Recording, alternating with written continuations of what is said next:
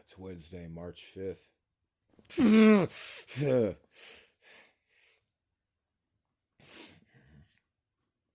10:30 in the morning.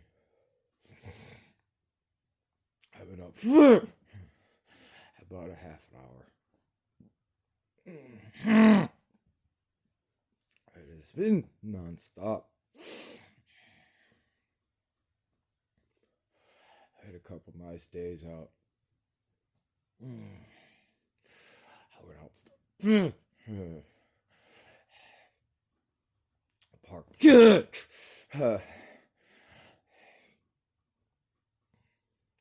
Went out to the park a couple days ago to throw disc golf, frisbee golf. I handed out a few handouts that I made up. Trying to inform people what this is. It just has it just says I am a targeted individual. It has a targeted justice website, www.targetedjustice.com. And then it has the video of Robert Duncan and Craig LaForest.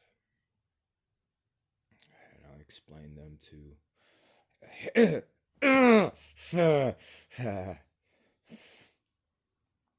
I explained to people who I am, what this is, who made it, and how dangerous it is, and encourage them to look into it for themselves.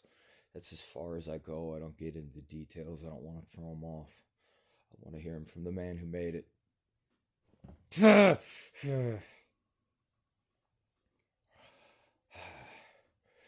When I say those 2 days were calm, compared to this, they were calm. The v2k didn't stop. It was with me all day. Yesterday, it was with me all day. But I swear, there's just one guy on this shift, man, who gets off on this sort of thing. Please don't misunderstand me. Even without the actual physical pain that could be inflicted with this, it's like being followed around. It's like being followed around in a schoolyard by a crowd of bullies. That's what it is. It's like I have 6 people standing over my shoulder all day. And I do mean all day, without stop. It's relentless. It doesn't quit. And it's like there's multiple people doing it. So what happens is, as these messages are being broadcast, as these microwaves are vibrating my brain to make this happen. That's how the microwave audible effect works.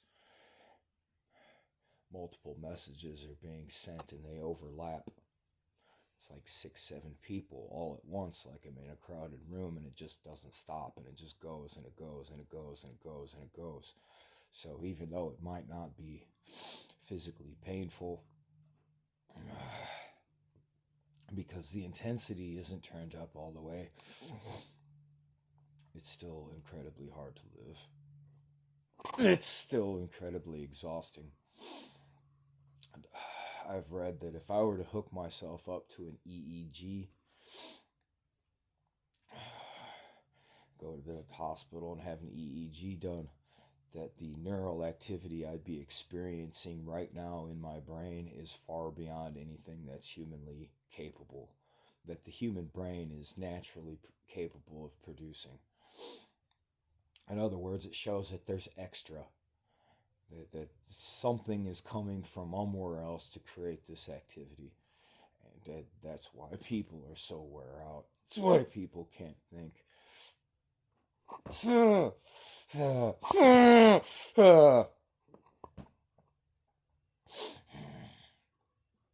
And this is my punishment for not doing what they want.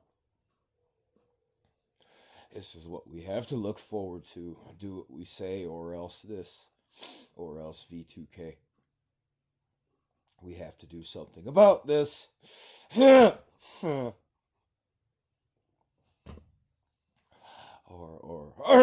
our children don't have a future.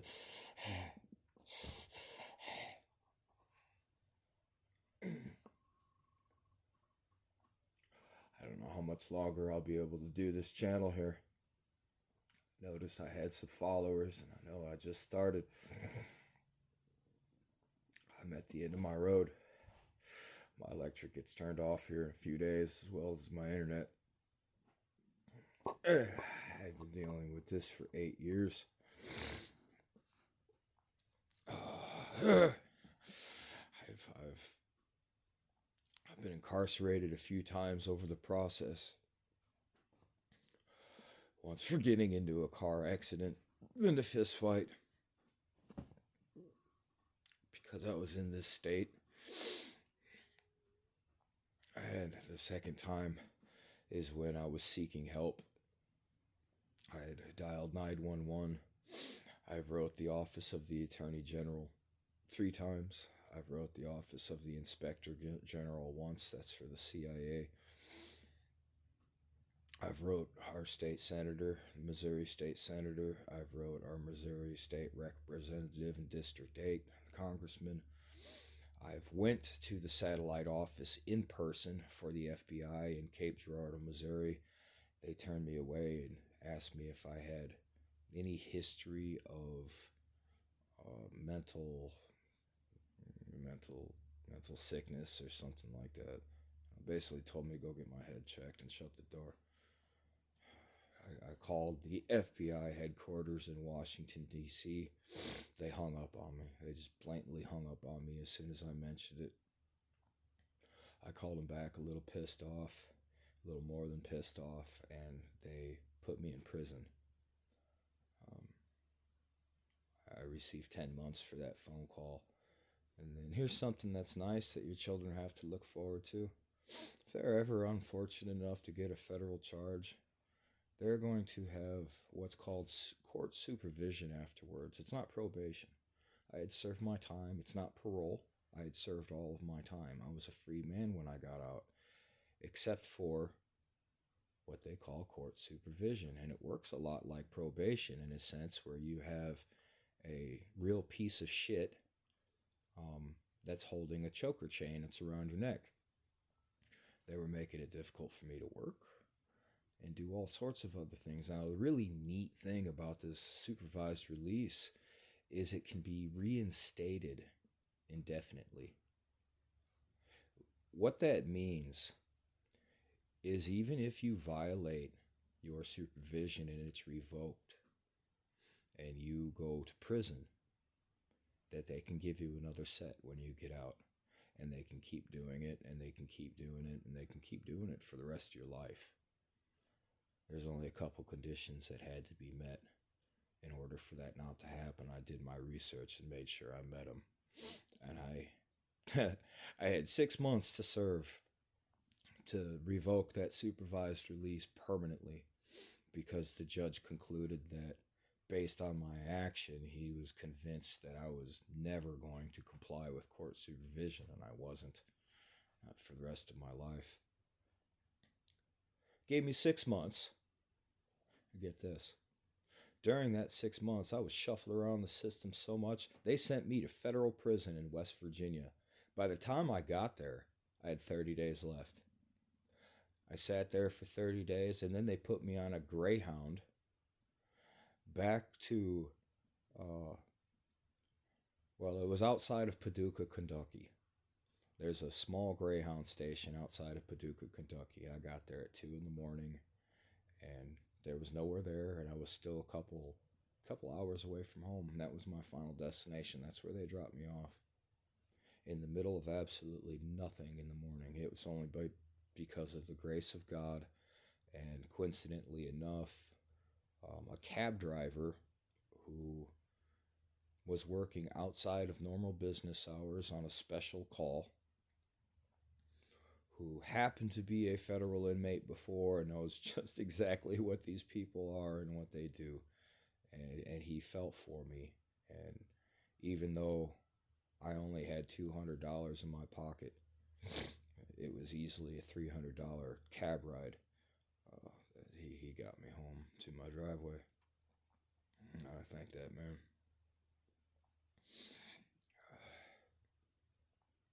You see, I see pretty calm now. But yeah, I just woke up, and while I'm making this video, I'm just sitting here. I'm just sitting down. I'm sitting on my couch.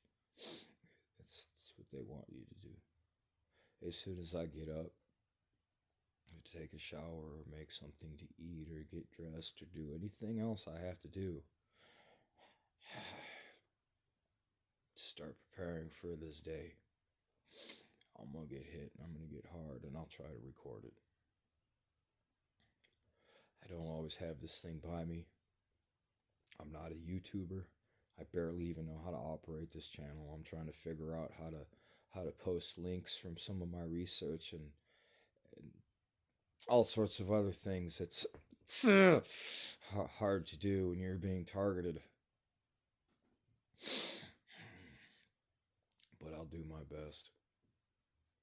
Like I said, those who have watched this, please spread it around. This is important. I don't give a crap about ratings or anything like that. It doesn't matter to me. I care about our home. I care about our children's future. I care about our freedom. This is important. I don't have much longer left. So please help me with this and spread this around as much as possible.